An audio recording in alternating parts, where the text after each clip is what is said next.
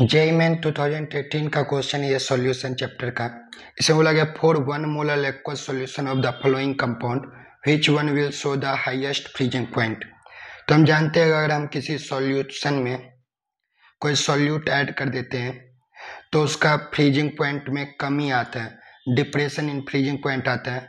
और ये जो डिप्रेशन इन फ्रीजिंग पॉइंट आता है उसका फॉर्मूला था IKF/m। तो जिसमें I का वैल्यू सबसे ज़्यादा यानी जिसमें नंबर ऑफ आयन का वैल्यू सबसे ज़्यादा होगा उसका डिप्रेशन इन फ्रीजिंग पॉइंट सबसे ज़्यादा होगा, तो उसका फ्रीजिंग पॉइंट का वैल्यू सबसे कम हो जाएगा।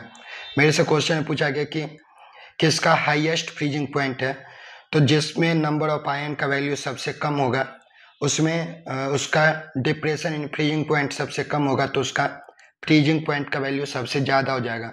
तो अगर हम ए ऑप्शन में देखें तो एक तो ये कोऑर्डिनेशन स्पेयर का एक आयन और प्लस 3 क्लोरीन आयन, तो ए ऑप्शन में टोटल 4 आयन बन जाएगा।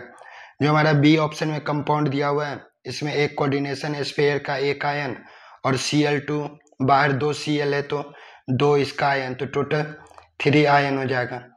अगर हम सी ऑप्शन में देखें तो इसमें एक क्लोरीन बाहर है और एक कोऑर्डिनेशन स्पेयर का, तो टोटल 2 आयन हो जाएगा। और अगर हम डी ऑप्शन में देखें तो इसमें कोई भी क्लोरीन बाहर नहीं है, तो सिर्फ कोई ये आयन में ब्रेक नहीं करेगा, ये स्टेबल कंपाउंड रहेगा, तो इसमें 0 आयन, नो आयन में ब्रेक नहीं होगा। तो सबसे कम number of ion D option में है, तो इसका डिप्रेशन इन फ्रीजिंग पॉइंट भी सबसे कम होगा, लेकिन इस तो कम ही सबसे कम आएगा डी ऑप्शन में, तो सबसे ज़्यादा फ्रीजिंग पॉइंट किसका होगा, डी ऑप्शन का।